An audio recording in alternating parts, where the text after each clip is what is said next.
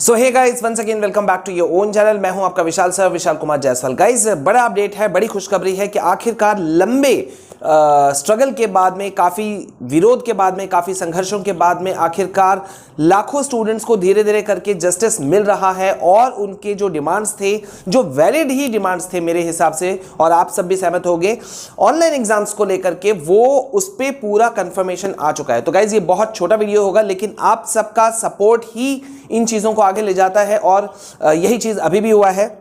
Guys, ये बहुत important video है, तो मैं चाहूंगा कि आप लोग प्लीज इस वीडियो को ज्यादा से ज्यादा शेयर कीजिएगा। अभी सबको पता है गाइज कि अभी इस वक्त हो क्या रहा है। ओमिक्रॉन का अटैक इतना बुरी तरह से हुआ है कि पिछले 24 घंटों की अगर हम बात करें तो कोविड के केसेस में 27% सिर्फ कल और आज में इंक्रीमेंट हुआ है, इंक्रीज हुआ है 27%। Can you believe? 1-2% नहीं बढ़ा है, 27% सीधा सीधा। और पिछले 24 घंटों में 2.5 लाख केसेस नजर आए हैं। मतलब स्थिति बहुत गड़बड़ है, और इसी वजह से जो पेरेंट्स हैं वो कंसेंट लेटर देने के लिए तैयार नहीं थे या नहीं हैं। चाहे आप सीबीएसई बोर्ड की बात करो, आप आईसीएसई बोर्ड की बात करो, या डिफरेंट जो यूनिवर्सिटी लेवल एग्जाम्स हैं उनकी बात करो, या इग्नू की एग्जाम्स की बात करो, या गेट की बात करो, या किसी भी एग्जाम्स की बात करो, सारे एग्जाम्स जो हैं वो पोस्टपोनमेंट की तरफ बढ़ रहे हैं, या तो फिर मजबूर होकर के जो एडमिन सब हैं उनको आखिरकार मानना पड़ रहा है। तो गाइज, अभी एक बहुत बड़ा अच्छा अपडेट आया है APJ Abdul Kalam technical university यानी कि एकेटीयू, वहां से अपडेट आया है। वहां पर जो एग्जाम्स 18 जनवरी से शुरू होने वाले थे, first year B Tech B pharma courses के 3rd सेमेस्टर के अलावा अन्य जो क्लासेस के एग्जाम्स थे, उन एग्जाम्स को ऑनलाइन कर दिया गया है। ये बहुत ही अच्छा अपडेट है गाइज, क्योंकि जो स्टूडेंट्स थे उनका विरोध था सीधा सीधा कि अगर जो बच्चे अभी सेफ रह रहे हैं, अगर वो एग्जाम लिखने जाते हैं फिजिकल वे में, ऑफलाइन एग्जाम्स में, और अगर उनको कोरोना हो जाता है, कोविड हो जाता है, तो फिर वो किस तरह से आगे के एग्जाम्स को परस्यू कर पाएंगे, कैसे आगे के एग्जाम्स को दे पाएंगे। और सिर्फ बात यहां खत्म नहीं हो रही थी, बात यहां पर भी था कि अगर किसी स्टूडेंट के घर में, ये सब पे लागू होता है, अगर किसी स्टूडेंट के घर में कोई फैमिली मेंबर अगर कोविड पॉजिटिव है तो वो फिर कैसे जाए, या फिर वो कैसे एग्जाम्स को लिखे। तो अभी जो यूनिवर्सिटी एडमिनिस्ट्रेशन है उन्होंने इस बात को सहमति दे दी है कि एग्जाम्स को ऑनलाइन कर दिया गया है, सभी एग्जाम्स को, और रिजल्ट भी ऑनलाइन वे में ईआरपी पोर्टल पे डाल दिया जाएगा। तो ये एक बड़ी विक्ट्री है गाइज।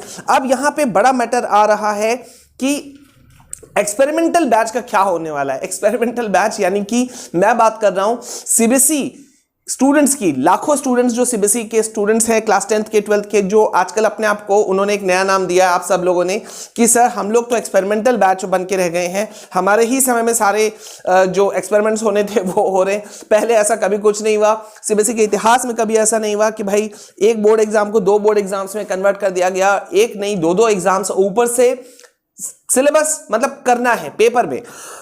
वैसे गाइज मैं बता दूं, ये सिर्फ सीबीएसई स्टूडेंट्स की चिंता नहीं है, मामला इससे कहीं बड़ा है। बिहार का हमने कल एक अपडेट डाला था कि आखिरकार इन बच्चों की कौन सुनेगा। 30 लाख से ज्यादा स्टूडेंट्स थे और यहां पे कोई पढ़ाई नहीं हुई। 388 डेज जो है यहां पे स्कूल्स बंद रहे, और उसके बावजूद यहां पर जो एग्जाम्स हैं ये शुरू होने वाले थे आपके 1 फरवरी से। अब बताइए, 1 फरवरी से एग्जाम्स, पढ़ाई हुई नहीं।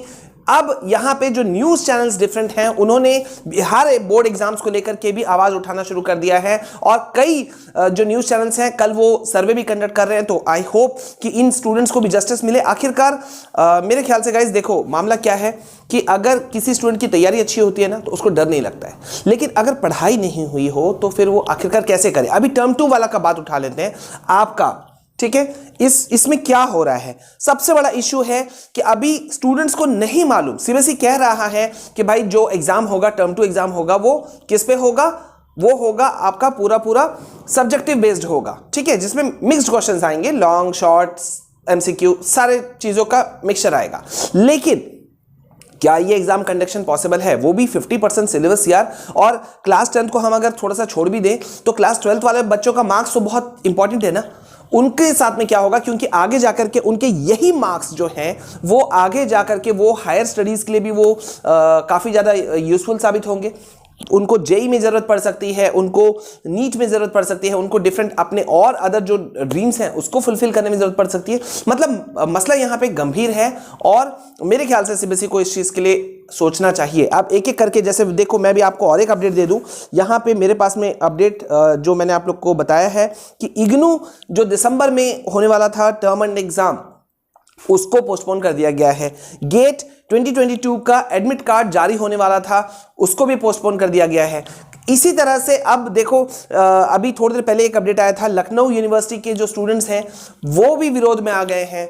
नेचुरल सी बात है, क्लासेस कम हुई हैं, पढ़ाई का मार बहुत ज़्यादा है बच्चों के ऊपर, और अभी फाइनेंशियल कंडीशंस लाखों पेरेंट्स के ऐसे हैं जो मतलब बेयर नहीं कर सकते किसी भी रूप में बहुत चीज़ों को, है ना। ट्यूशन क्लासेस लेना आसान नहीं है, it's not an easy task, specially जब सैकड़ों गार्जियंस के जो रोजी रोटी थी उस पर एक खतरा मंडरा गया, बहुत सारे इश्यूज रहे हैं। तो इसलिए अभी जो मेरे ख्याल से AKTU में जो हुआ APJ Abdul Kalam technical university में कि वहाँ पे ऑनलाइन एग्जाम्स हो गए, ये एक अच्छी पॉजिटिव अपडेट मेरे ख्याल से है। अब इस पे राय अलग अलग हो सकता है, मैं जानता हूँ। अभी आप में से ही शायद कोई स्टूडेंट्स कहेंगे कि सर ऑनलाइन एग्जाम बेकार है, और आप में से ही शायद बहुत सारे लाखों स्टूडेंट्स कहेंगे सर अच्छा हो गया कि टर्म 1 एग्जाम्स ये जो एग्जाम्स हैं वो ऑनलाइन की तरफ बढ़ रहे हैं। आपका क्या विचार है कमेंट सेक्शन में मुझे ज़रूर बताइएगा। लेकिन हम किसी भी कंडीशन में हो, चाहे आप ऑफलाइन की बात करो या ऑनलाइन की, हम सिर्फ और सिर्फ स्टूडेंट्स के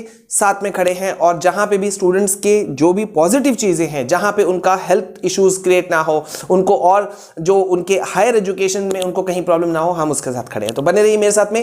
पहली बार अगर आप हमारे चैनल में आए हो तो do subscribe the channel. Comment section में ज़रूर बताइएगा व्हाट्स योर ओपिनियन। मैं चाहता हूँ हमारे चैनल पे मुद्दों पे बात हो, टॉपिक्स पे बात हो, घुमा फिरा के बात नहीं की जाए, क्योंकि यहाँ पे जो भी बात हम रखते हैं ये लेट इवनिंग में, वो बहुत ठोक बजा के रखते हैं। अभी तक बिहार बोर्ड के ऊपर में किसी भी मेजर यूट्यूबर ने, मेन यूट्यूबर ने कोई वीडियो नहीं बनाया था, लेकिन कल हमने बनाया था, और वो मुझे खुशी है कि उसको न्यूज़ चैनल्स का सपोर्ट मिला।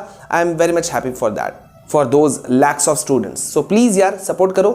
पहली बार हमारे चैनल में हो तो सब्सक्राइब कर लेना, लाइक शेयर कमेंट जरूर कीजिएगा। मिलते हैं नेक्स्ट वीडियो में। जय हिंद, जय भारत।